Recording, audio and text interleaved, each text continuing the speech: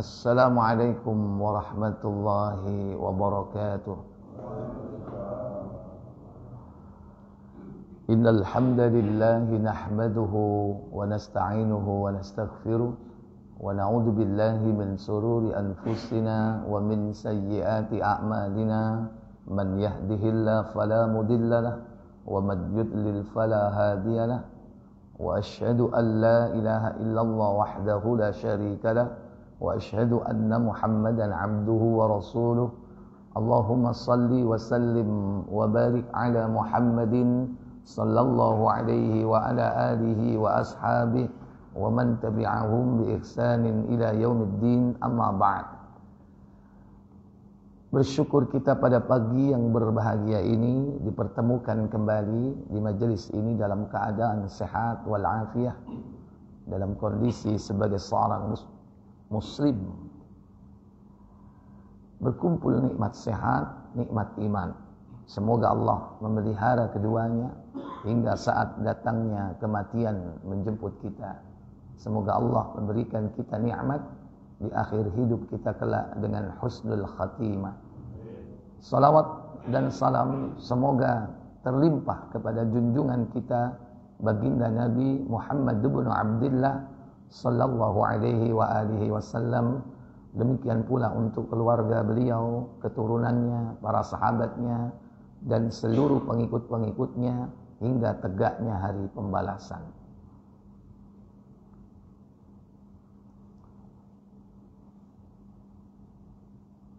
Para bapak saudara sekalian, hari ini kita akan melanjutkan pembahasan kitab Aqidah At-Tauhid, yakni sampai kepada Al-Faslul Tsalits, pasal yang ketiga, yakni fi bayanil inhirafil anil aqidah, tentang penjelasan penyimpangan-penyimpangan di dalam akidah. Al-inhirafu 'anil aqidati as-sahihati mahlakatun wa dhaya'un. Penyimpangan terhadap akidah yang sahih, yaitu akidah yang benar, akidah Ahlus Sunnah wal Jamaah, akan berakibat pada kehancuran dan kesesatan. Li'anna al-aqidata as-sahihata hiya ad-dafi'ul qawiyyu ila al-'amalin nafi'. Karena bahwa akidah yang benar, yang sahih itu merupakan faktor pendorong yang kuat untuk mewujudkan amalan yang bermanfaat. Berarti amalan itu tidak akan bermanfaat kalau tidak didasari oleh akidah yang benar. Sia-sia. Meskipun amalannya itu baik. Gampangannya adalah dalam surah Al-Asr, wal 'asr, demi waktu, innal insana lafi khusr, sesungguhnya manusia itu akan berada pada kerugian, rugi. Khasira, rugi. Illa, kecuali, dikecualikan, yakni alladzina amanu wa 'amilus shalihat, orang-orang yang beriman dan beramal saleh. Dia beramal saleh tapi tidak beriman atau imannya cacat, maka dia tetap rugi. Sebaliknya, dia beriman, imannya benar, tapi tidak diamalkan ilmu atau imannya itu, atau tidak beramal saleh, dia juga akan rugi. Ujung-ujungnya dia bisa murtad. Seperti Nabi mengatakan, badiru bil a'mal, bersegeralah kalian beramal saleh. Kalau tidak segera diamalkan ilmu itu, ketika terjadi fitanan, muncul fitnah-fitnah kaqita'il lailil muzlim, bagikan potongan-potongan malam yang gelap gulita, sehingga nanti yusbihur rajul mu'min wa yumsiya kafir. Di pagi hari seorang beriman, di sore harinya dia kafir. Karena dia beriman tapi tidak beramal saleh. Mudah berubah. Bisa beleot. Ini bahayanya di situ. Kalau dua itu tidak diamalkan. Akidah sebagai landasan amal saleh. Amal saleh butuh akidah yang benar. Wal fardu bila aqidatin sahihah. Seseorang jika tidak memiliki akidah yang benar, yakunu farisatan li auhami wasyukuk. Dia akan menjadi mangsa, yakni persangkaan. Dan juga asyukuk, jamak dari syak, yaitu keraguan-raguan. Jadi hidupnya akan diliputi dengan dhan, persangkaan.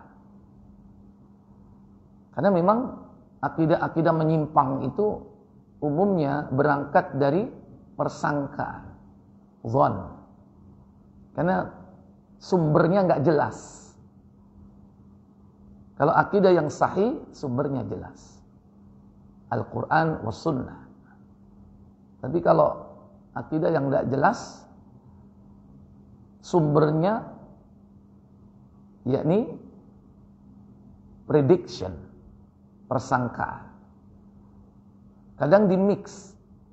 Ada kalanya sumbernya jelas tapi dicampur dengan persangkaan. Atau mengakibatkan syak, keraguan-raguan. Sementara akidah itu tidak boleh ada keraguan sedikit pun, harus pasti. Allati rubbama tatarakamu alaih, yang kemungkinan itu akan menghancurkan orang tersebut. Wa tahjubu anhu ar-ru'yatas sahihah lidurubil hayatis sa'idah. Karena akidah yang menyimpang itu bisa menghijab, menutupi, yakni pandangan dan pola pikir yang benar untuk menuju jalan kebahagiaan. Orang yang akidahnya tidak benar, hidupnya tidak akan bahagia. Kenapa demikian? Karena orang yang hidup diliputi dengan persangkaan, dia tidak akan mendapatkan ketenangan. Sedikit-dikit ini katanya. Katanya siapa? Katanya fulan. Katanya fulan. Tapi tidak pernah merujuk kepada qala Allah wa qala Rasulullah, yang dari keduanya adalah al-haq, kebenaran. Tapi kalau persangkaan enggak jelas, sehingga hidupnya tidak akan tenang. Ibadahnya tidak tenang. Imannya juga ragu, syak. Padahal iman itu al-munafi lisyak. Yang namanya keimanan itu harus meniadakan keraguan-raguan. Ya, harus yakin terhadap apa yang diimani itu. Kalaupun seakan-akan dia hidup bahagia, itu bukan bahagia sebetulnya. Kebahagiaan semu. Orang yang melakukan kesyirikan seakan-akan bahagia. Orang yang melakukan penyimpangan akidah seakan-akan bahagia, padahal bukan. Hatta tadiqa alaihi hayatahu thumma yuhawilu at-takhallus min hadhihi ad-dayyiq bi inha'i hayatihi walau bil intihar, hingga hidupnya menjadi sempit. Kemudian dia berharap dengan kesempitan itu mengakhiri hidupnya supaya tidak berkelanjutan. Karena hidupnya tidak bahagia, jiwanya tidak lapang, sempit. Bukankah Allah katakan, "Faman a'rada 'an dzikrihi fa inna lahu ma'isyatan dhanka. Barang siapa yang berpaling dari peringatan dariku, maka akan aku beri kehidupan yang sempit. Sempit dadanya, sempit jiwanya, tidak lapang. Sehingga dia tidak mendapatkan ketenangan jiwa, kebahagiaan yang sebenarnya. Karena bahagia itu bukan dengan banyak harta, tapi bahagia itu dua. Apa itu? Al-ilmu wal ibadah. Orang akan mendapatkan kebahagiaan dengan ilmu dan ibadah. Kata Imam Al-Hasan Al-Basri, buka Tirmizi 3488 tentang makna fid dunya hasanah wa fil akhirati hasanah. Bahagia dunia dan bahagia di akhirat. Apa kata Imam Al-Hasan Al-Basri? Silakan. Dari Al-Hasan tentang firman Allah, wahai Rabb kami, berikanlah kepada kami kebaikan di dunia dan kebaikan di akhirat. Hasan berkata, kebahagiaan di dunia adalah ilmu dan ibadah, sedangkan kebaikan di akhirat adalah surga. Nah, sepakat semua manusia, kafir, mukmin, munafik, kebahagiaan akhirat itu surga. Tapi kalau kebahagiaan dunia, banyak orang nggak sepakat. Masing-masing punya definisi tentang bahagia. Kadang ada yang mengatakan duit banyak, rumah banyak, mobil banyak, istri temenan tahun. Itu menurut orang bahagia. Tapi menurut konsep Islam tidak demikian. Orang bahagia itu dengan ilmu. Ilmu di sini adalah akidah. Dan akidah itu diamalkan dalam bentuk apa? Ibadah. Akidah sebagai pondasinya, ibadah ini sebagai buahnya. Nanti puncak dari buahnya itu adalah akhlak. Ya. Jadi kebahagiaan itu berangkat dari pondasi, fondamen yang benar. Sehingga kalau tidak, maka hidupnya akan sempit, jiwanya tidak lapang. Sehingga banyak di antara manusia itu tidak mendapatkan kebahagiaan itu, yang ujungnya berharap ya mati saja. Sampai dengan bunuh diri. Kama huwal waqi' min katsirin min al-afradi alladhi faqadu hidayatal aqidati sahihah.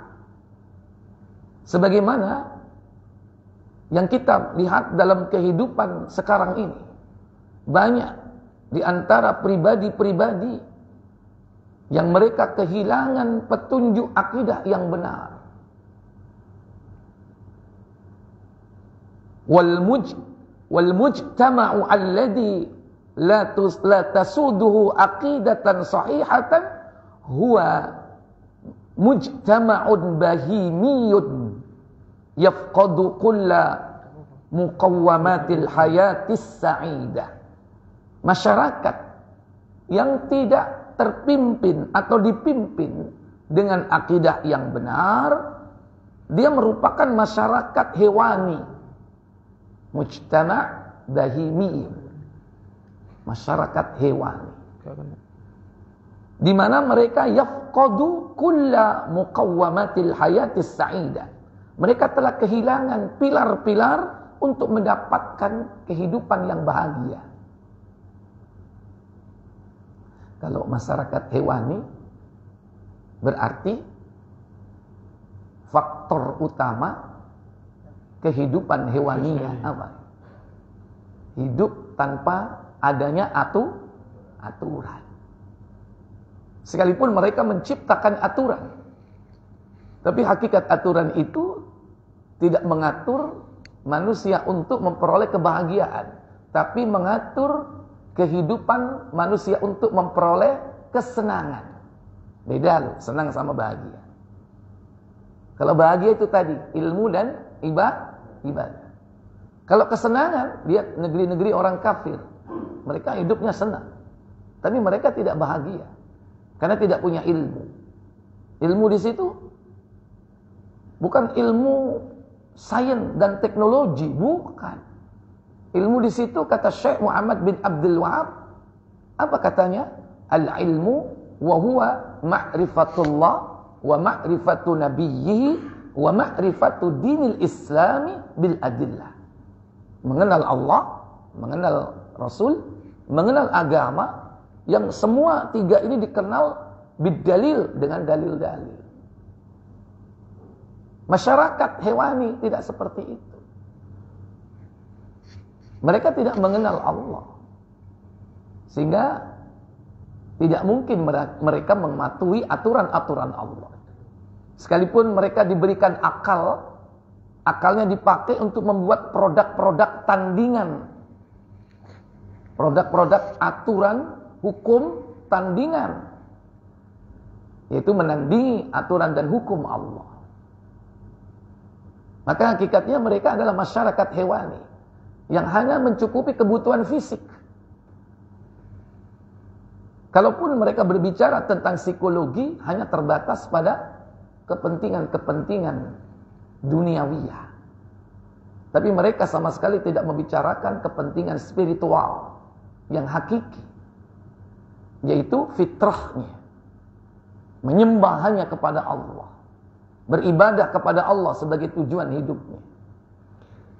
Kalau mereka mengklaim dirinya sebagai orang yang beribadah kepada Allah, hakikatnya ibadahnya salah, menyimpang.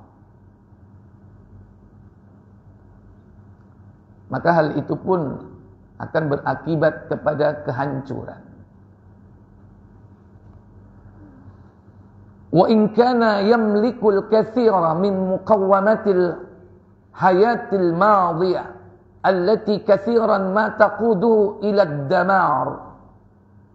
Sekiranya mereka memiliki kekuatan materi dalam kehidupan mereka, akan tetapi kebanyakan negeri-negeri yang didasarkan atas kekuatan materi itu taquduhu ila ad-damar, menyeret kepada kehancuran. Maka peradaban-peradaban barat yang bersumber atau dilandasi dengan yakni akidah materialisme, mereka akan menunggu kehancuran. Segala sesuatu diukur dengan materi, sehingga manusianya rapuh, tubuhnya kuat, fisiknya hebat, tapi jiwanya gersang, rapuh. Sehingga jangan harap para bapak saudara sekalian mereka akan mendapatkan peradaban yang benar. Bahkan tidak jarang gaya hidup mereka itu kalau menghadapi masalah, dia menyudahi hidupnya dengan bunuh diri. Mana negeri yang tingkat harakirinya paling besar? Ya Jepang, harakiri. Ketika menghadapi masalah, dia ingin menyudahi masalah itu dengan bunuh diri. Dipikir kalau sudah mati selesai. Karena dia nggak yakin kepada kehidupan akhirat, bahwa setelah kematian itu akan ada kehidupan yang sebenarnya, yang akan menentukan perjalanan hidupnya bahagia atau tidak. Nah, kita seorang mukmin yang memiliki akidah, yang di dalamnya kita memiliki keyakinan kepada kehidupan akhirat, tidak gampang untuk melakukan bunuh diri.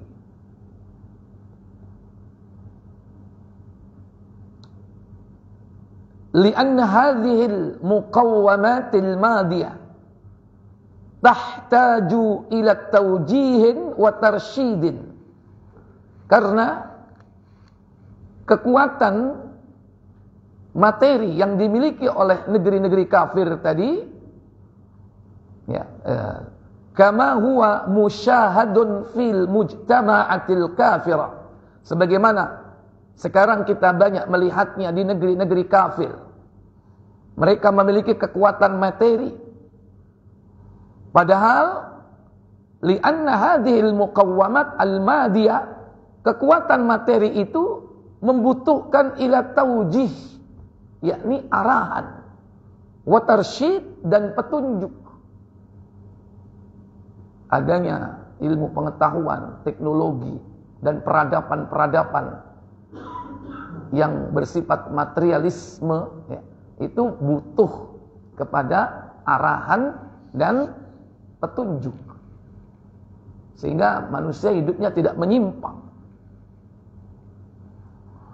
Ketika wala maujuhul laha siwa al-aqidatis sahihah, ketika mereka tidak memiliki atau menghadapkan orientasinya kepada akidah yang sahih, maka dia tidak akan mendapatkan kebahagiaan hidupnya. Maka tidak ada yang diharapkan oleh mereka siwal aqidatus sahihah, melainkan yakni akidah yang benar. Qala Allah Ta'ala, firman Allah Ta'ala dalam surah Al-Mu'minun ayat 51, ya ayyuhar rusulu kulu minat tayyibati wa'malu salihah. Muallif di sini menukil surah Al-Mu'minun ayat 51, di mana hal ini berkaitan dengan makanan atau rizki yang benar atau rizki yang halal dan juga amal saleh. Allah katakan, ya ayyuhar rusul, wahai para rasul, kulu min thayyibat, makanlah dari apa yang baik-baik, yang dimaksud di sini yang halal, wa'malu salihah, dan kerjakanlah amal saleh. Kalau kita lihat mungkin seakan-akan gak relevan ya ayat ini dengan apa yang telah dijelaskan sebelumnya. Tapi kalau kita lihat lebih jauh, bahwa makanan yang halal itu berkaitan erat dengan amal saleh. Dan amal soleh ini berkaitan dengan kebahagiaan hidup. Makanan yang halal berkaitan dengan amal soleh. Bisa jadi solat seseorang itu tidak diterima jika perutnya terkontaminasi dengan yang haram. Makanya ayat ini pun dibaca oleh Nabi ketika menerangkan tentang perintah untuk makan makanan yang halal dan baik. Bahwa Allah itu thayyib, tidak akan menerima kecuali yang baik. Dalam hadis Muslim, coba dibuka nomor 971. Ada? Ada. Nabi mengatakan, innallaha thayyibun la yaqbalu illa thayyiba. Sesungguhnya Allah itu baik, tidak akan menerima kecuali yang baik. Jadi ada dua aspek di sini. Aspek tujuan dan aspek cara. Innallaha thayyibun, sesungguhnya Allah itu baik, itu berarti tujuan. La yaqbalu, dia tidak akan menerima, Allah yaitu tidak akan menerima illa thayyiba, melainkan dengan cara yang baik. Silakan. 971. Ya. Dari Abu Hurairah radhiyallahu anhu berkata, Rasulullah SAW bersabda, hai manusia, sesungguhnya Allah itu baik. Dia tidak menerima sesuatu melainkan yang baik pula. Jadi tujuan harus dicapai dengan cara yang baik. Tujuan yang baik harus caranya baik. Cara yang baik harus memiliki tujuan yang baik. Ini kaidah. Wong bangun masjid, bagus nggak? Caranya harus baik. Jangan dari duit korupsi. Contoh itu. Cara nggak baik berarti.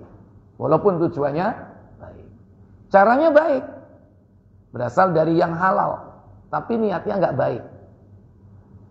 Misalnya bangun masjid tujuannya untuk apa? Untuk merusak dakwah. Ada masjid-masjid diror itu bukan hanya di zaman Nabi. Di zaman sekarang itu masjid diror didirikan untuk merusak akidah kaum muslimin. Itu contoh. Walaupun duitnya dibangun dengan duit yang halal. Tapi kalau tujuannya untuk merusak keimanan kaum muslimin, ini. Baik, silakan. Lanjut. Dan sesungguhnya Allah telah memerintahkan kepada orang-orang mukmin seperti yang diperintahkannya kepada para rasul.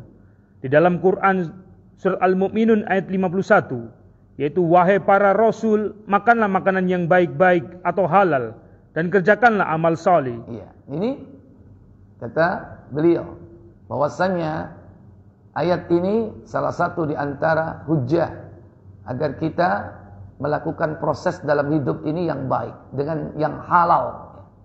Kemudian, sesungguhnya aku Maha mengetahui apa yang kamu kerjakan. Dan Quran surat Al-Baqarah 172, wahai orang-orang yang beriman, makanlah rezeki yang baik-baik yang telah kami rezekikan kepadamu. Kemudian Nabi SAW menceritakan tentang seorang laki-laki yang telah lama berjalan karena jauhnya perjalanan yang ditempuhnya, sehingga rambutnya kusut, masai dan berdebu. Orang itu menadahkan tangannya ke langit seraya berdoa, wahai Robku, wahai Robku. Padahal makanannya dari barang yang haram, minumannya dari yang haram, pakaiannya dari yang haram, dan dia diasuh dengan makanan yang haram. Maka bagaimanakah Allah akan memperkenankan doanya? Bukankah salat itu doa? Mulai dari takbir sampai salam berisi zikir dan doa. Doanya semuanya gagal berantakan. Gara-gara apa? Famat'amuhu haramun. Makanannya haram, wa mashrabuhu haram, minumannya haram, wa malbasuhu haram, pakaiannya dari harta yang haram dia beli, wa ghudhiya bil haram, dia dibesarkan sejak kecil dari harta yang haram. Maka kata Nabi, fa anna yustajabulah, bagaimana mungkin doa orang ini dikabulkan? Maka kalau doa-doa tidak dikabulkan, ibadah-ibadah mereka, amal-amal salat mereka tidak diterima oleh Allah Jalla wa'ala, bagaimana mungkin sebuah masyarakat atau kehidupan manusia itu bisa mendapatkan keberkahan? Karena syarat untuk mendapatkan keberkahan hidup itu amanu wattaqau, beriman dan bertakwa kepada Allah Jalla wa'ala. Maka Allah akan turunkan la fatahna alaihim barakatim minas sama wal ard. Diturunkan berkah itu dari langit dan bumi. Kemudian beliau muallif menukil beberapa ayat yang terdapat di dalam surah Saba. Buka surah 34. Yani mulai dari ayat 10 sampai dengan ayat 13. Walaqad atayna Dawuda minna fadla ya jibalu awwibi ma'ahu wat-tayra wa alanna lahul hadida. Ini firman Allah yang berkaitan dengan karunia Allah kepada Nabi Allah Dawud alaihi salatu wassalam. Dan sungguh telah kami berikan Dawud karunia. Ya jibalu awwibi ma'ahu, wahai gunung, bertasbihlah kalian memuji Allah bersama Dawud. Wat tayr, demikian pula burung-burung. Wa allana lahul hadida, dan aku berikan karunia kepadamu dapat melunakkan besi. Sudah ketemu? Sudah. Ya, silakan baca. Dan sesungguhnya telah kami berikan kepada Daud karunia dari kami. Kami berfirman, hai gunung-gunung dan burung-burung, bertasbihlah berulang-ulang bersama Daud, dan kami telah melunakkan besi untuknya. Terus. Yaitu, buatlah baju besi yang besar-besar dan ukurlah anyamannya, dan kerjakanlah amalan yang salih. Iya. Di samping urusan-urusan duniawi ya, diperintahkan untuk membuat peradaban materi, baju besi. Ini salah satu simbol dari al-quwwah. Di sini Daud membangun pasukan perangnya. Tapi jangan lupa wa'malu salihah, kerjakanlah amal saleh. Kenapa? Sesungguhnya aku melihat apa yang kamu kerjakan. Ya. Demikian pula anaknya, putra Daud siapa? Nabiullah Sulaiman. Memiliki kekuatan materi, tapi juga diimbangi dengan kekuatan spiritual yang kokoh. Ini sempurna, memadukan antara keduanya. Makanya kerajaan beliau, kerajaan Daud dan kerajaan Sulaiman, pada saat itu merupakan kerajaan yang tidak terkalahkan oleh kekuatan manapun. Termasuk waktu itu yang menguasai negeri Yaman, yaitu Ratu siapa? Ratu Balqis di negeri Sabah. Wali Sulaiman ar-riha ghuduha syahrun wa rawahuha syahrun. Apa katanya? Dan kami tundukkan angin bagi Sulaiman, yang perjalanannya di waktu pagi sama dengan perjalanan sebulan. Ya, kalau sekarang mungkin pesawat. Perjalanan sebulan cukup dengan sehari. Jadi sebetulnya karunia Allah yang telah diberikan kepada orang-orang terdahulu itu gak jauh beda dengan orang-orang sekarang. Cuma bentuknya saja. Kalau sekarang orang bersusah payah karena mengandalkan kekuatan teknologi, berarti materi. Kalau dulu kekuatan spiritual. Sehingga Allah memberikan karunia kepada mereka dengan kekuatan spiritual itu. Yang bahkan orang sekarang belum tentu punya kekuatan yang dimiliki oleh orang-orang dulu. Yang memindahkan materi dalam sekejap mata. Singgah sana siapa? Ratu Balqis. Ada nggak teknologi hari ini yang bisa memindah materi dengan cepat? Nggak ada. Belum ada. Tapi di zaman dulu sudah bisa dilakukan oleh orang-orang saleh. Wali Sulaiman ar-riha ghuduha syahrun wa rawahuha syahrun. Perjalanan pagi, perjalanan sebulan cuma ditempuh dengan di pagi hari. Perjalanan sebulan ditempuh dengan sore hari. Dan kemudian wa asalna lahu ainal qitr, yaitu lanjut. Dan perjalanannya di waktu sore sama dengan perjalanannya sebulan pula. Dan kami alirkan cairan tembaga baginya. Dan sebagian dari jin ada yang bekerja di hadapannya di bawah kekuasaannya dengan izin Rabb-nya. Dan siapa yang menyimpang di antara mereka dari perintah kami, kami rasakan kepadanya azab neraka yang apinya menyala-nyala. Ya, baik. Jadi dua nabi, bapak dan anak ini diberikan oleh Allah Jalla wa'ala kerajaan besar, kekuatan yang luar biasa, yang tujuan mereka semua dalam rangka untuk membela agama Allah Tabaraka wa Ta'ala. Itulah contoh peradaban yang belum pernah tertandingi sepanjang sejarah hidup manusia. Kalau ada Fir'aun dulu hanya kekuatan madiyah, kekuatan materi, tapi spiritualnya rusak.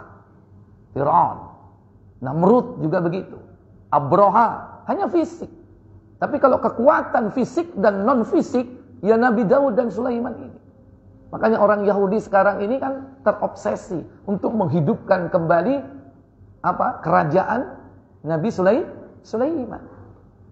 Yang dari puing-puing peninggalan para nabi di Masjidil Aqsa itu akan dihancurkan untuk dibangun Solomon Temple atau Candi Sulaiman. Dan upaya ini mudah-mudahan tidak akan pernah berhasil sampai hari kiamat. Faquwatul aqidati yajibu alla tanfaqu 'anil quwwatil madiyah. Maka kekuatan akidah mewajibkan, wajib adanya agar tidak dihancurkan atau diliputi oleh kekuatan materi. Fa in infaqat anha bil inhirafi ilal aqidatil batila, maka hal itu jika terjadi, maka terjadilah penyimpangan kepada akidah yang batin. Saratil quwwatul madiyatu wasilatan damarud, maka kekuatan materi itu akan menjadi sarana atau jalan menuju kepada kehancuran. Kama huwal musyahadul yawma fid daulatil kafirah, allati tamliku madatan, sebagaimana yang kita saksikan yakni hari ini di negeri-negeri kafir di mana mereka memiliki kekuatan materi, wala tamliku aqidatan sahihah, akan tetapi dia tidak memiliki kekuatan akidah yang benar. Wal inhirafu 'anil aqidati sahihah lahu asbab tajibu ma'rifatuha. Maka penyimpangan akidah yang benar itu terdapat sebab-sebab yang harus diketahui. Di antara sebab itu, di antara sebab-sebabnya, yang pertama, al-jahlu bil aqidati sahihah, yakni kebodohan terhadap akidah yang benar. Bisababil i'radi anit ta'limiha wa anit ta'allumiha wa ta'limiha. Karena disebabkan mereka telah berpaling untuk mempelajari dan mengajarkan akidah yang benar. Au qillatil ihtimami bil inayati biha, atau kurangnya perhatian mereka terhadap akidah yang benar.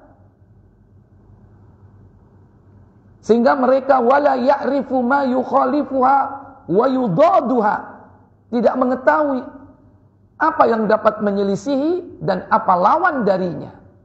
Jadi karena tidak mau belajar tentang akidah yang benar, manusia tidak mengetahui yang menyimpang, yang menyelisihi akidah itu, atau lawannya dari akidah yang benar, yaitu al-aqidatul batilah.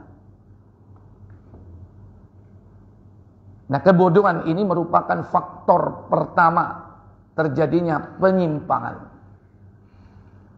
Wa ya'taqidul haqqa batila, sehingga mereka meyakini yang hak itu batil, wal batilu haqqa, dan meyakini yang batil itu benar. Jadi terbalik. Orang kalau tidak memiliki akidah yang benar, tuntunan jadi tontonan, tontonan jadi tuntunan. Ini yang bahaya. Orang ngaji itu seakan-akan tontonan. Thalabul ilmu dianggap apa? Tempat rekreasi, untuk mengocok perut, tempat yang membuat orang ketawa dan ketiwi, senang, mulai dari awal sampai akhir. Padahal mestinya majelis-majelis ilmu jangan sampai dicampuri dengan kebatilan. Yaitu apa? Ya itu tadi. Kadang cerita-cerita yang tidak benar, walaupun tujuannya baik, menyenangkan orang, tapi buat cerita bohong. Nah, kalau sudah diselingi seperti itu kan bahaya. Artinya tuntunan jadi tontonan. Kan gak delok ceramah bengi kon enak, lucu. Wah, itu. Padahal yang disampaikan ini enggak ada hakikat. Dan berbahaya tuh, bisa celaka. Orang mengatakan sebuah perkataan tapi dia dusta. Kata Nabi dalam hadis Tirmizi, coba dibuka nomor 2315 ya.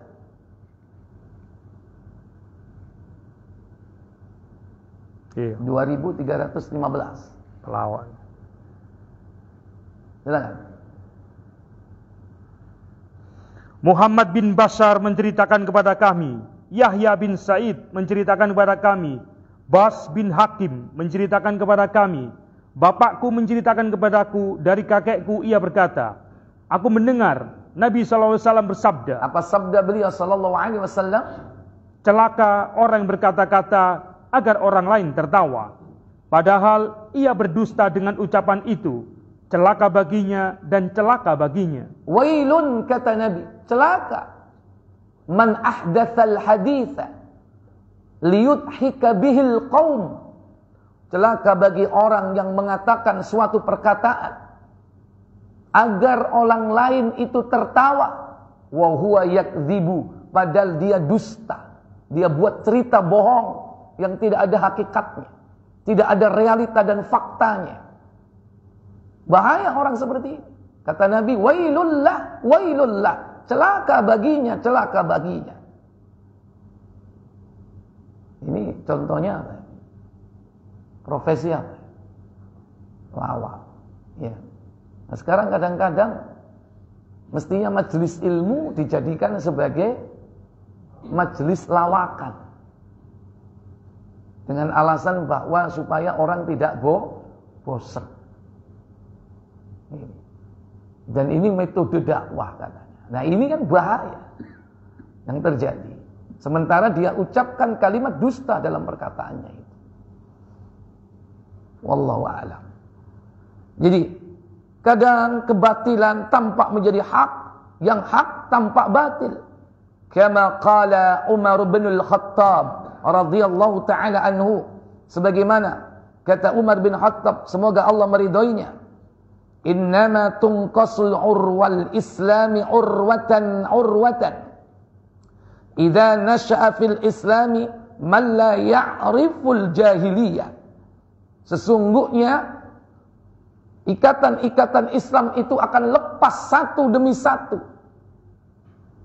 Terus, jika seseorang itu tidak mengetahui Islam, maka orang itu tidak akan mengetahui yang namanya jahiliyah. Maka harus mengetahui yang benar, orang itu pasti akan mengetahui yang batil. Jangan dibalik, belajar yang batil dulu. Nanti takutnya dipikir ini yang benar. Justru nanti yang benar dianggap salah. Makanya bagaimana setting awal seseorang itu dalam mempelajari sesuatu, itu berpengaruh besar terhadap pemahaman kelanjutannya. Maka ajarkan kepada anak-anak kita itu yang benar-benar aja. Jangan tunjukkan yang menyimpang. Nanti suatu saat ada masanya nanti akan mengerti sendiri bahwa itu menyimpang. Ats-tsaniyah, yang kedua, ta'assubu lima alaihi al-aba wal ajdad. Yakni ta'assub. Apa ta'assub itu? Sebab penyimpangan dalam akidah itu yakni fanatisme. At-ta'assubu lima alaihi al-aba wal ajdad. Ta'assub kepada yakni akidah nenek moyang. Fanatis kepada akidah keyakinannya orang-orang pendahulu-pendahulu kita. Wa tamassaku bihi wa in kana batilan, dan berpegang teguh kepada akidah tersebut sekalipun batil. Hati-hati kon ya. Maca ati ngerubah-ngerubah tradisi. Kualat. Isiki apa ono teko mbah-mbahmu piye, aja ati dirubah-rubah. Nah, orang dengan seperti itu takut akhirnya. Takut kualat. Takut terkena sengkolo. Padahal apa yang selama ini dilakukan ini menyimpang dari akidah yang benar. Wa taraka ma khalifuhu wa in kana haqqan, dan dia meninggalkan yang benar atau yang menyelisihinya walaupun itu benar. Jadi ketika mereka sudah tenggelam dalam pemahaman akidah yang sesat, gak mau menyelisihi, tidak mau merubah diri. Padahal jelas itu batil. Sementara yang datang kemudian ini benar dan dia akui. Iya, ketokane iki sing bener. Dalilnya jelas, Qur'ane jelas, hadisnya yo jelas, sahih. Tapi ya apa maneh? Iki wis kebiasaane atusan tahun nang kene. Nek dirubah iki sok perang iki. Nah ini. Padahal sudah tahu kebenaran tapi enggak mau berubah. Sudah tahu yang menyelisih kebatilan yaitu kebenaran tapi dia tidak mau. Kama qala Allah Ta'ala, sebagaimana firman Allah Ta'ala dalam surah yakni Al-Baqarah ayat 170. Wa idza qila lahum ittabi'u ma anzalallahu qalu bal nattabi'u ma alfayna alaihi aba'ana. Dan jika dikatakan kepada mereka, ikuti apa yang telah diturunkan oleh Allah kepadamu, maka mereka mengatakan bal nattabi'u ma alfayna alaihi aba'ana. Bahkan kami akan mengikuti apa yang kami dapati dari nenek-nenek moyang kami dahulu. Ini ucapan mereka. Sampai hari ini. 14 abad yang lalu sampai hari ini. Apa mereka nggak baca Quran? Karena mereka baca Quran. Ramadan. Akhir-akhiran katam. Ayat ini kan sering diulang-ulang.